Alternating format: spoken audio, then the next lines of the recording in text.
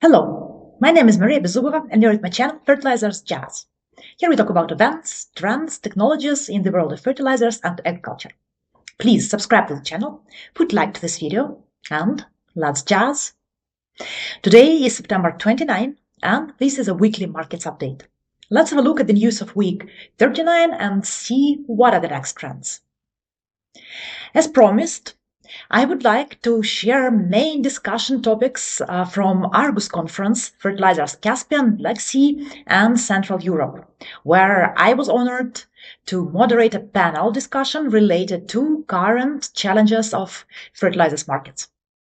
Most of industry players agree about key challenges that the market is facing. These are fertilizers affordability, market regulations, specifically duties and CBAM, and shift in fertilizers purchases patterns. Let's go one by one. There is no surprise that fertilizers affordability, being at the lowest level in several years, is the key concern, also in regional markets that were gathered at the conference. Participants from every country indicated exactly the same patterns. Farmers this season have significantly decreased consumption of phosphate fertilizers, sometimes skipped at all, and also tried to find cheaper alternative to DAP and MAP that are the usual choice. Thus, many producers of Europe and countries that supply to European markets introduced new products with low content of phosphate, first of all, as well as nitrogen. The forecast for the next season is also quite gloomy, as affordability issue doesn't seem to resolve. And on top of that, other challenges are piling up. These challenges are related to market regulations that make fertilizers purchases either more expensive or more difficult in terms of sourcing, and in general increase level of uncertainty. For Europe, there are two main regulations that influence trade landscape, and effect of those are widely discussed now. First is duties at Russian products that were put in force as of July 1. Market already has felt the effect, as suppliers who worked with Russian products massively imported them before the due date, and now import volumes dropped dramatically. Most of these products will be able to find home in other markets, so indeed share of cheap Russian products in the European market is expected to diminish. However, netback for Russian producers will decrease. Large part of market players call for cancellation of this regulation, as they claim that European farmers will become completely uncompetitive without this supply.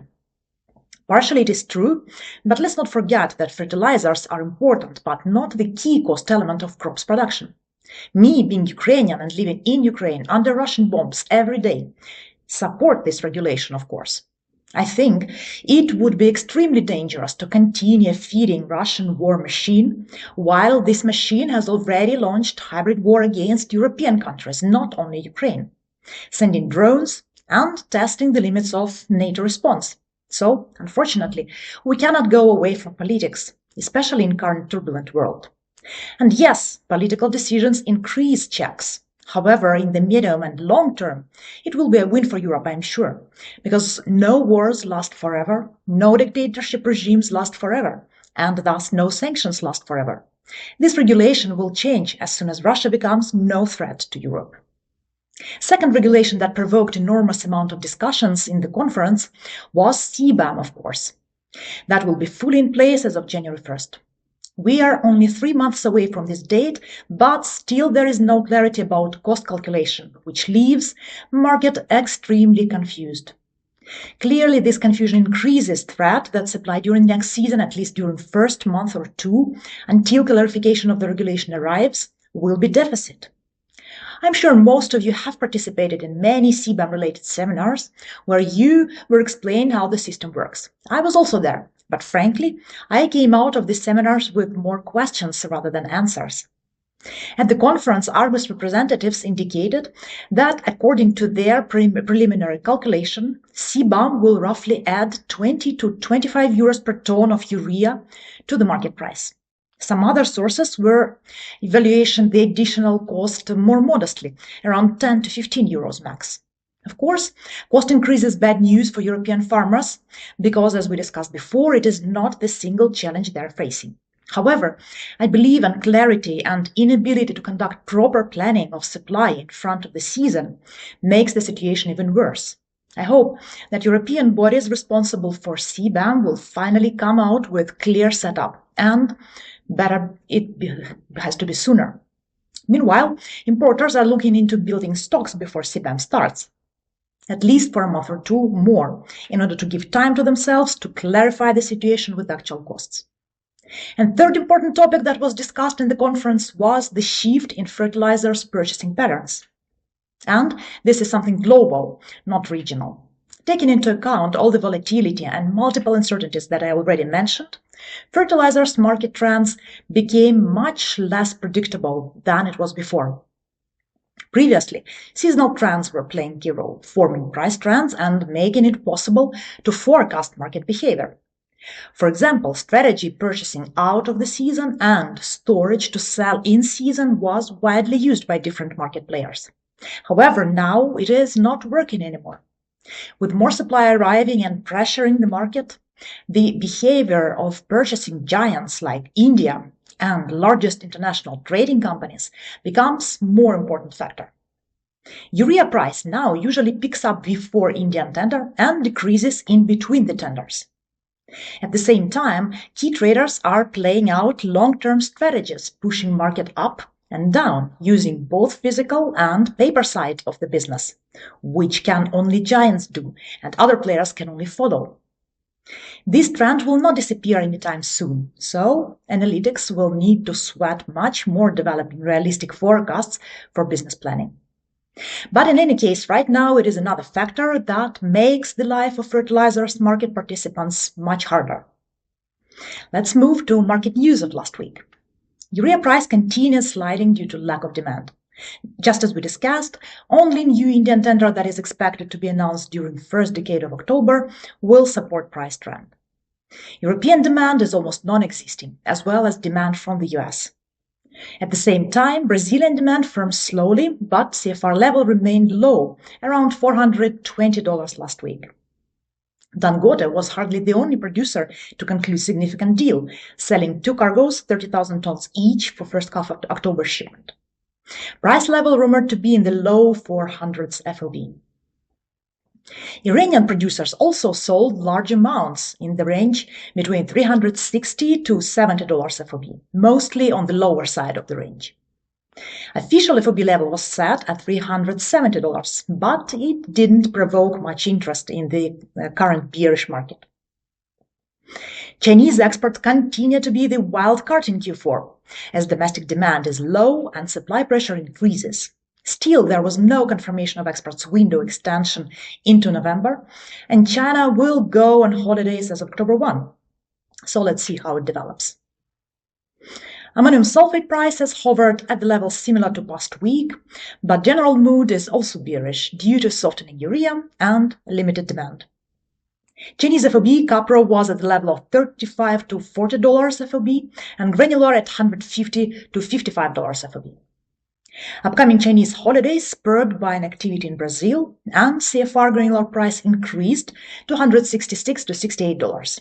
At least 25,000 tons was sold for October and early November shipment. Nitrates demand is still weak across the UK and Europe. People are more focused on urea. There is some CAN demand slowly resuming in Germany, but the expectation is that it will increase only in October. Everyone is waiting for Yara to reduce prices in Northwest Europe. That may be the catalyst for demand to revive. Taking into account very low affordability, there is a strong likelihood that if prices are not reduced, farmers may defer their purchases for spring to the last hour. In the ammonia market, bullish trend persisted both sides of Suez. East of Suez, SABIC sold a cargo at $420 FOB, and market thinks it is not price ceiling yet. In Algeria, sales was registered at $580 FOB level. Elsewhere, buying activity was limited. Export capacity of Trinidad reduced due to outage of one plant because of plant maintenance. In the US, Mosaic also started planned turnaround of its plant in Louisiana. In phosphate segment, general market uncertainty persisted because key tenders of Ethiopia and Bangladesh were not moving forward. Ethiopian ABC was looking into scrapping the tender closed on September 16 in hope of lower prices. In Bangladesh, tender remained blocked by the court order without further details for now. In total, more than 800,000 tons of supply are hanging in the air, which is weighing on market sentiment, of course. In India, there was no new spot business and prices slipped more. There was no information about tender results of Hindalco that received offers from several trading firms at rumored level of $795 CFR. European demand was very thin, and high price of Moroccan and Tunisian supply for Q4 doesn't stimulate it to increase. NCIC closed the tender end of last week for 30,000 tons of DAP, 15,000 tons TSP, and 40,000 tons of SSP for October shipment, and its result will be an important marker for the market. In Brazil, MAP CFR price slipped more to $710 to $20 level, but still offers are not attractive to the buyers. There was a rumor that Russian cargo was offered at much lower level, however, no confirmation of it. In the US, it was another week of slow activity and prices dropped because of that. MAP barges traded in the wide range of $710 to $70 FOB per short ton, while DAP was sold between $775 to $80. China, again, same as in the nitrogen segment, is looking into extending export window into Q4, but no concrete info is available yet. Current FOB indication for DAP was unchanged at $780. Also importantly, Indian Coromandel and Jordanian GPMC agreed Q4 price of phosphoric acid at the level of $1,290 CFR, which is $32 higher versus previous quarter. Despite recent softness in DAP price, on P2O5 basis, phosphoric acid price remains lower versus DAP, so increase for Q4 was expected. Moving to the fundamentals. European natural gas futures have hovered around 32 euros per megawatt hour, supported by ample inventories and LNG transactions. Wind generation has remained strong and temperatures above seasonal norms, though forecasts now point to cooler conditions and weaker wind output ahead. EU storage levels currently stand at almost 82% of capacity. Meanwhile, as part of its latest sanctions package against Russia, the European Union has proposed a full ban on Russian LNG imports starting January 1, 2027. The US has reiterated its willingness to boost LNG exports to Europe, with additional production capacity set to come online over coming years. US natural gas futures surged by nearly 10% since last week. Supply concerns supported prices as output slipped to 107 billion cubic feet per day so far in September, from a record of over 108 in August. Still, earlier record output had boosted storage injections, leaving inventories 6% above the 5-year average. Meanwhile, forecasts point to above normal warmth through early October. LNG feed gas flows averaged 15.7 billion cubic feet per day in September, slightly lower than August. Agricultural commodities future prices were all under pressure again last week. Wheat futures fell further below $5.2 per bushel as traders adjusted positions ahead of the quarter's end and the upcoming US grain stocks report. Ample global supplies continued to weigh on the market, keeping prices under pressure. Analysts expect the USDA to report domestic wheat stocks about 3.2 million tons higher versus a year ago. Strong crop outlooks, including the European Commission's projection of a 10-year high EU soft wheat output, reinforced the market's heavy fundamentals. Traders also monitoring the effects of a brief suspension of Argentina's grain export taxes, which sparked a short-term surge in sales. In France, vessels are loading significant wheat shipments for Egypt, though export demand for the coming months remains light.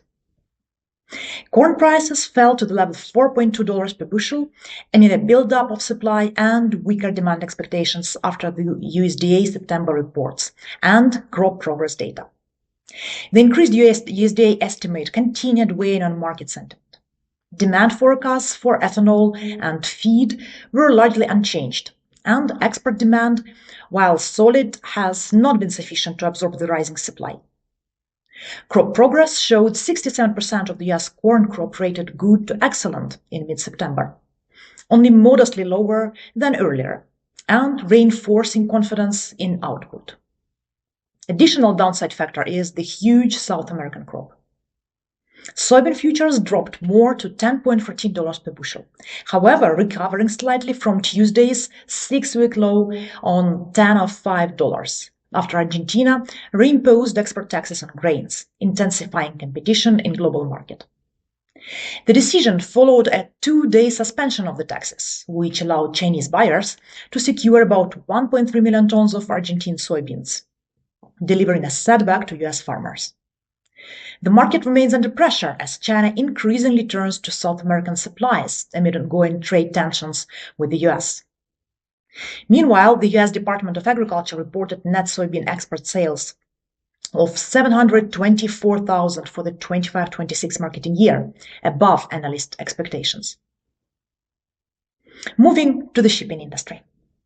The Drewry World Container Index fell 8%, marking the 15th consecutive week of decline, with rates on major trade routes, Trans-Pacific and Asia-Europe, also trending downwards. Spot rates from Shanghai to Los Angeles decreased by 10%, while those from Shanghai to New York by 8%. Asia-Europe spot rates also fell by 9%. Ocean carriers are reducing capacity to align with slowing demand ahead of China's Golden Week holiday, when factories will be shut for 8 days from the 1st of October. As a result, freight rates are expected to continue declining in the coming weeks. The Baltic Exchange Dry Index increased more last week. The Capesize market retained an overall firmer tone through the week. In the Pacific, despite Typhoon Ragasa passing through South China midweek, overall rates held reasonably steady. And the North Atlantic also posted notable gains. The bullish trend in the Panamax market continued, particularly in Asia, while conversely the Atlantic, the week began nervously with limited fresh demand. South America was stable, and in Asia, steady support for Australia minerals gave some impetus to the market. In Ultra-Supramax segment, the Atlantic remained firm, however, the Asian arena saw limited demand and a build-up of prompt tonnage. For Handysize, it was a positive week, with rates firming across most loading regions. To sum up, sentiment in the nitrogen market remains gloomy, and only new Indian tender is expected to support the price trend. Chinese tonnes participation due to extension of export window is still in the air. While demand is lagging behind, last week was rather quiet in terms of spot activity, and prices corrected downward across all benchmarks by $10 to $15. Ammonium sulfate price hovered at the level similar to past week due to spur buying activity in Brazil before Chinese holiday season. Nitrates demand was again slow, and market expects downward price correction before any purchases for the next season. Ammonia price continued to climb both sides of Suez on the back of limited supply from Mardan, but also from Trinidad now. Phosphates price continued decreasing amid uncertainty with tenders in Ethiopia and Bangladesh, and limited demand from elsewhere. Natural gas price in Europe was stable, while in the US price decreased due to production drop. However, warmer weather is expected to level out this increase. Future price for all crops dropped more amid supply pressure and continuous uncertainty about trading relations between the US and China. Container shipping rates continued downward correction in front of Chinese Golden Week festivities. Bulk shipping activity was healthy, especially in Panamax and Ultra-Supramax segments. So, let's see what is next around the corner. But it will be already next week. Thank you for watching. Please subscribe to the channel, put like to this video, push the bell in order not to miss any updates, and see you soon.